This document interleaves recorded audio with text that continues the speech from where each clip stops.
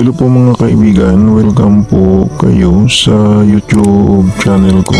Magbabahagi po ako sa inyo ng kaunting kaalaman na makakatulong po sa inyong mga anak na hindi madali kapitan ng sakit na gawa sa kapangyarihan ng mga aswang, sa usog, sa bati, sa sakit na gawa ng mga kaluluwang ligaw, sa sakit na gawa ng mga masasamang engkanto, masasamang elemento, at sa sakit na gawa sa kapangyarihan ng mga masasamang espiritu. Ang gawin po ninyo ay bumili lang po kayo ng sinulid na puti, pula at itim.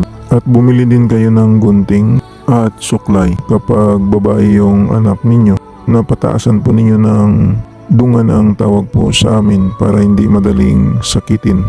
At kapag lalaki po yung anak ninyo, ang bilhin po ninyo ay suklay at kutsilyo. At bumili din kayo ng luya at kandilang puti para gagamitin po ito sa pagpataas po ng kanilang mga dungan na hindi tatalab po ang kapangyarihan ng mga masamang kapangyarihan. Tingnan na lang po ninyo ang video ng pamaraan sa pagpataas ng dungan ng mga anak po ninyo. Pumutol po kayo ng sinulid na itim katulad ng makikita po ninyo sa video na ina-upload ko.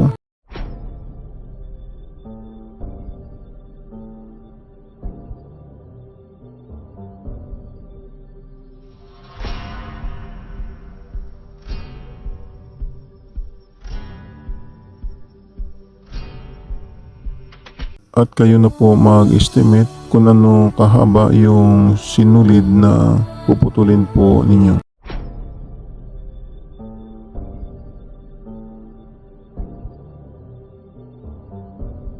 At pumutol din kayo ng sinulid na pula na ganun din kahaba sa itim na pinutol po ninyo.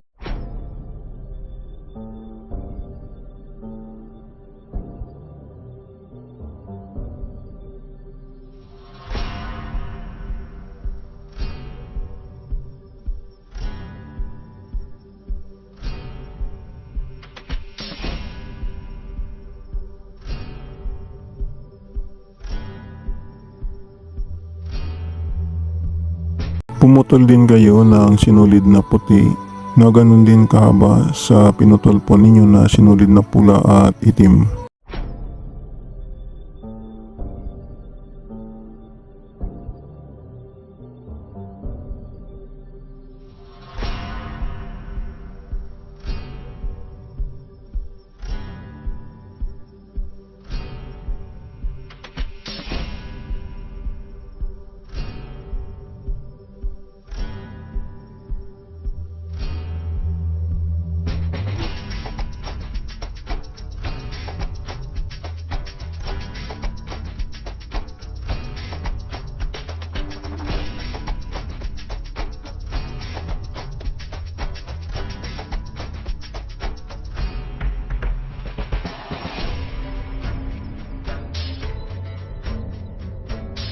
Pag nakaputol na po kayo ng sinulid na itim, pula at puti, ay talian po ninyo ang suklay at gunting ng sinulid.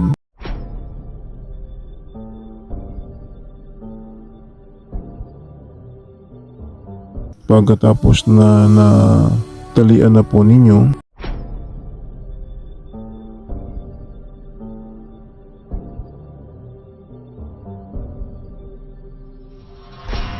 kumuha po kayo ng luya at pawakan po ninyo sa kanang kamay ng anak po ninyo. At magsindi po kayo ng isang kandilang puti.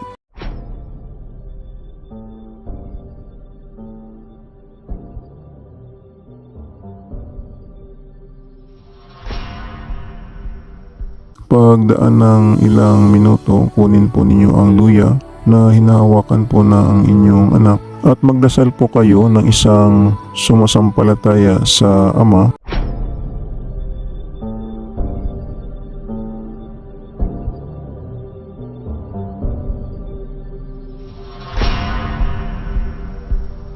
At pagkatapos na nakadasal na po kayo, tusukin po ninyo ang luya ng gunting.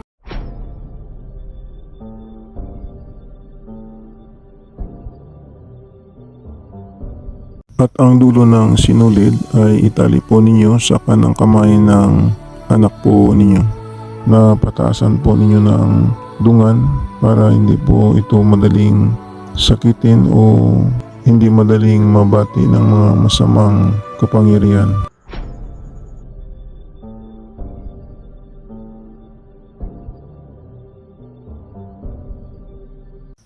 Pagkatapos na natali na po ninyo ang sinulid na pula, itim at puti sa kanang kamay ng anak po ninyo, ibaba po ninyo ang gunting na nakatusok sa luya. Ibaba po ninyo sa sahig. At habang sa sahig yung luya na nakatusok yung gunting, ito po ang sasambitin po ninyo. Ama na makapangyarihan sa lahat, Jesus Cristo. Sangre de Jesu Cristo, libera mi cruz de Cristo. Salva mi, Jesus. Pagkatapos, hilahin na po ninyo pataas yung sinulid hanggang maabot po ninyo yung gunting na nakatusok yung luya. Kunin po ninyo yung luya at i-cross sa noo ng inyong anak. Pagkatapos, tusukin ninyo ulit yung luya ng gunting at ibaba po ninyo ulit yung gunting na nakatusok po sa luya sa sahig.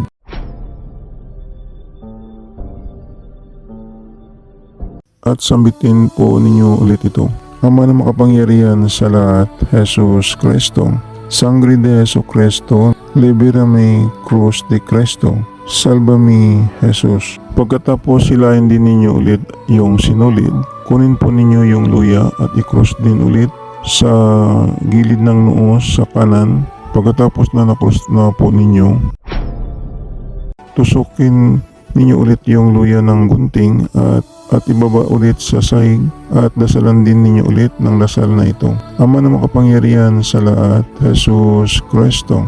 Sangre de Jesu Cristo, libera mi cruz de Cristo. Salva mi, Jesus. Pagkatapos silain po ninyo yung sinulid, kunin po ninyo yung luya at i-cross sa kaliwang gilid ng noo ng inyong anak. Pagkatapos pawakan na po ninyo yung luya sa kanang kamay ng anak po ninyo.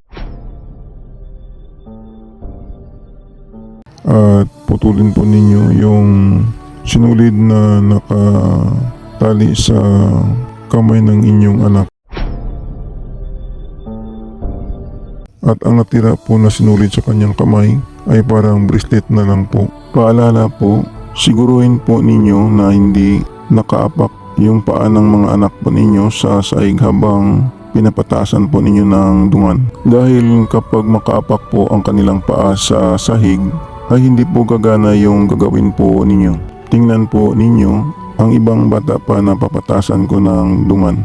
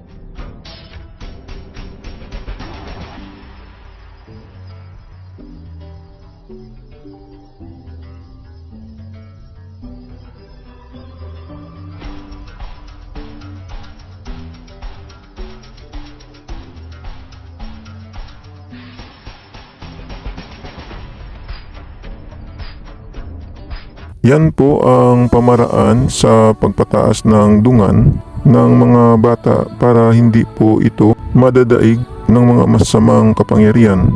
Sana makakatulong po ito sa inyo. Sa mga viewers at subscriber ng Milagro de Santo Cristo, maraming salamat po sa inyong panunood at maraming salamat din po sa pag-follow po ninyo sa aking shop sa Shopee at sa aking Facebook page ng Milagro de Santo Cristo. At mag-subscribe naman po kayo sa YouTube channel ko. Panoorin na lang po ninyo ang second channel ko sa YouTube sa Milagro de Santo Cristo 2. Baka may magustuhan po kayo na mga lamang gamot na magagamit po ninyo. Paalala lang po, ang mga mayuwagang dasal at orasyon na binabahagi ko sa inyo ay gagamitin lang po ninyo sa kabutihan. Gumagana na. Ito hindi na kailangan ng 49 days na dasal. Ang kailangan lang magdasal kayo sa Panginoong Hesus sa gabi bago matulog. At pagkagising ninyo sa umaga magdasal din kayo. Mananalig lang sa Panginoong Hesus para lalong lalakas ang mga pagsambit sa mga maywagang orasyon na gagamitin po ninyo. Yan lang po, maraming salamat at God bless sa inyong lahat.